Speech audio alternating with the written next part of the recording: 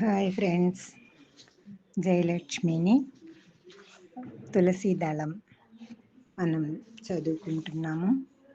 బ్రహ్మర్షి పితామహ పత్రిజీ గారికి ముందుగా ప్రణామాలు అర్పిస్తూ, తులసి దళంలో 270 విషయాలు అంటే ఒక్కొక్క ముఖ్యమైన విషయాన్ని ఒక్కొక్క పేజీలో ఒక్కొక్క హెడ్డింగ్తో మాస్టర్ గారు మనకి చెప్పారు. ప్రతి ఒక్క హెడ్డింగు ఒక్క అర పేజీనే ఉంటుంది, కానీ 100 పేజీల పుస్తకం చదివితే కానీ ఆ జ్ఞానం రాదు. అలాంటిది మనం ఎక్కువ కష్టపడకుండా ఒక్కొక్క పుస్తకంలో సారాన్నంతా రంగరించి ఒక్క పేజీల్లో మనకి గురువుగారు అందించారు. కాబట్టి వీటిని జాగ్రత్తగా వింటూ ధ్యానం చేసుకుంటూ మనల్ని మనం చక్కగా ఆనందకరమైన జీవితంలోకి మన జీవితాన్ని మలుచుకుందాము. ఈరోజు 6 నిత్య జాగ్రత్త అనేది ధ్యానం ద్వారానే, దివ్య జ్ఞాన ప్రకాశం ద్వారానే మనకు లభ్యమయ్యే స్థితి. ఈ స్థితిలో సదా మెలకువతో ఉండటం జరుగుతూ ఉంటుంది. ఎప్పుడూ వర్తమాన స్ఫూర్తిని కలిగి ఉంటాము. భూత భవిష్యత్ కాలాల ఛాయలు వర్తమానం మీద కావాలంటేనే పడతాయి, అనుకుంటేనే ఉంటాయి. ఒకానొక ఆధ్యాత్మిక శాస్త్ర విద్యార్థి ధ్యానంలో నిష్ణాతుడైన తరువాత, దివ్యజ్ఞాన ప్రకాశం కలిగిన తరువాత, పూర్ణ ఆధ్యాత్మిక శాస్త్రజ్ఞుడైన తరువాత నిరంతరం అభ్యాసం చేయవలసిన స్థితే నిత్య జాగ్రత్త. మన లోపలి పరిస్థితులు కానీ, మన బయట పరిస్థితులు కానీ క్షణం క్షణం రూపాంతరం చెందుతూనే ఉంటాయి. ఏది స్థిరమైనది కాదు. ప్రతిదీ తాత్కాలికమే, ప్రతిదీ చైతన్యవంతమే, ప్రతిదీ రూపు మారేదే. నిరంతరంగా మారే లోకంలో ప్రస్తుత సందర్భాన్ని, ప్రస్తుత సమస్యను గుర్తించి దానికి అనుగుణంగా ప్రతి క్షణము జాగరూకతతో మెలగటమే నిత్య జాగ్రత్త స్థితి. 7 మనోశక్తి. మనకున్న శక్తి అనంతం అని తెలుసుకుని దానిని సదా ఉపయోగించుకోవాలి. మనం ఏది అనుకుంటే అది జరిగి తీరాలి. అయితే మనోశక్తి అన్నది ధ్యానం ద్వారానే, దివ్యజ్ఞాన ప్రకాశం ద్వారానే, నిత్య జాగ్రత్త ద్వారానే తప్ప మరే పద్ధతిలోనూ ఉత్పత్తి కాజాలదు, ప్రబలం కాజాలదు. పరిణితి చెందిన పూర్ణాత్మలు అంటే సహసృష్టికర్తలు ప్రబలమైన తమ మనోశక్తి ద్వారానే నూతన అంశాత్మల సృష్టి, మరి ప్రత్యేక లోకాల సృష్టి చేస్తూ ఉన్నారు. 8 ధ్యానం వలన లాభాలు. ధ్యానం ద్వారా మనకు 6 విధాల లాభాలు చేకూరుతాయి. అవి శారీరక దారుఢ్యం, మానసిక ప్రశాంతి, బుద్ధి సునిశిత, ఆర్థిక సంక్షేమం, సుమిత్ర ప్రాప్తి, ఆధ్యాత్మిక విజ్ఞానం. ధ్యానయోగం అన్నది తెలియని వారికి ఆధ్యాత్మిక సత్యాలు దృగ్గోచరం కావటం అన్నది అసంభవం. కనుక వారు అనేక విధాల అప్రమత్తులై ఉంటారు. పర్యవసానం ఏ విధమైన స్వస్థత వారికి ఉండదు. ధ్యానులు కాని వారికి శారీరక దుర్బలత, మానసిక అశాంతి, ఆధ్యాత్మిక అజ్ఞానం అన్నవి తప్పవు. ధ్యానులు కాని వారికి సుమిత్రుల శూన్యత అంటే మంచి మిత్రులు ఉండరు, అంటే సంఘంలో మంచి మిత్రులు లేకపోవటం అన్నది ఉంటుంది. ధ్యానులు కాని వారికి ఆధ్యాత్మిక అజ్ఞానం అంటే మనం ఎవరము, ఎందుకు జీవిస్తున్నాము అన్నవి బొత్తిగా తెలియకపోవటం అన్నది తప్పదు. 9 కొన్ని ఆధ్యాత్మిక సత్యాలు. సృష్టిలో కోటాను కోట్ల లోకాలు ఉన్నాయి. మనకు ఎన్నో దేహాలు ఉన్నాయి. మూల చైతన్యం నుంచి వర్షంలా ఎప్పుడూ ఆత్మల సృష్టి జరుగుతూనే ఉన్నది.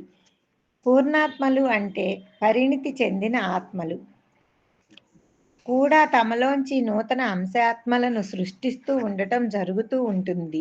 మూల చైతన్య ఆత్మలు కానీ, పూర్ణాత్మల నుంచి వచ్చిన అంశాత్మలు కానీ అన్ని రకరకాల అనుభవాలను, జనన మరణ చక్రంలో కానీ దాని బయట కానీ విధిగా సంపాదించుకోవాలి. శిశు ఆత్మలన్నీ విధిగా పరిణామ క్రమంలో పూర్ణ పరిణితి చెందాల్సిందే. అన్ని ఆత్మలకు ఎప్పుడూ పూర్తి స్వేచ్ఛ ఉంటుంది. తమ తమ ఇచ్ఛా స్వేచ్ఛ వల్ల రకరకాల కర్మలను చేస్తూ చేస్తూ వాటి వాటి ఫలితాలను అనుభవిస్తూ ఎన్నో పాఠాలను నేర్చుకుంటూ ఉండటం అన్నది సదా జరుగుతూనే ఉంటుంది. ఇటువంటి సత్యాలు ఇంకా ఇంకా ఎన్నో ఉన్నాయి. అన్నీ ఎప్పటికప్పుడు ఎక్కడికక్కడ తెలుసుకుంటూ ఉండాలి. 10. చైతన్యమే మూలము. చైతన్యము కాన్షియస్నెస్, చైతన్య శకలాలు యూనిట్స్ అండ్ కాన్షియస్నెస్. ప్రాణశక్తి శకలాలు, చైతన్య శకలాలు అని చైతన్య శకలాలు 2 రకాలు. మళ్ళీ ప్రాణశక్తి అనగా పదార్థము, అలాగే చైతన్య శకలాలు దేహి. 2 కలిసి సజీవ దేహాలు అవుతాయి. సృష్టికి మూలాధారమే మూల చైతన్యము. మనం ఈ మూల చైతన్యం యొక్క శకలాలం. కొన్ని చైతన్య శకలాలు ప్రాణశక్తి శకలాలుగా రూపాంతరం చెందుతాయి. ఈ ప్రాణశక్తి శకలాల సముదాయమే మూల ప్రకృతి. ఈ మూల ప్రకృతే క్రమక్రమంగా స్థూల ప్రకృతిగా అంటే పాంచభౌతికంగా రూపాంతరం చెందుతూ ఉంటుంది. పాంచభౌతిక పదార్థ పరిణామ క్రమంలో దేహాల ఉత్పత్తి జరిగినప్పుడు మూల చైతన్య శకలాలు దేహిగా రంగప్రవేశం చేస్తాయి. మెడిటేషన్. మెడిటేషన్ అనే పదం ఎన్నో విశేషాలను చెప్తుంది. MEDITATION.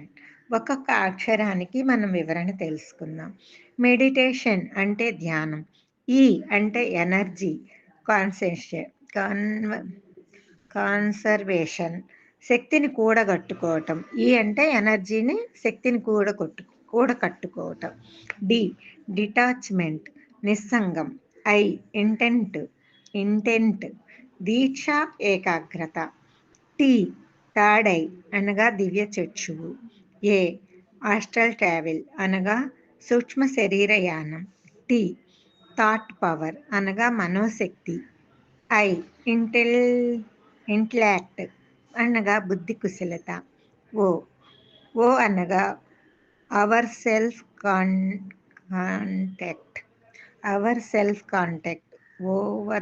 కాంటాక్ట్ అనగా పూర్ణాత్మ జ్ఞానం. ఎన్ నిర్వాణ అనగా దుఃఖ రాహిత్యము, ముక్తి, మోక్షము.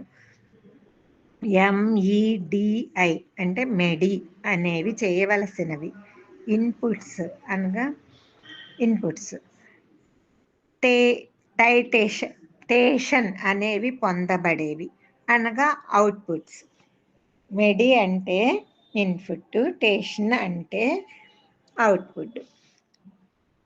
Doctor G Yugandhar Kurnool spiritual society వారి ధ్యాన సందేశము అన్నమాట. ఈ మెడిటేషన్ చేయవలసినవి చేస్తే పొందదగినవి ఆటోమేటిక్గా పొందుతాము.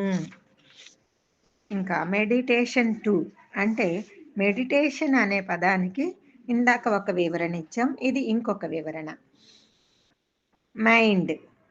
ఎం అంటే మైండ్, ఈ అంటే ఇంటర్నలీ, డి అంటే డైరెక్టెడ్, ఇన్ అంటే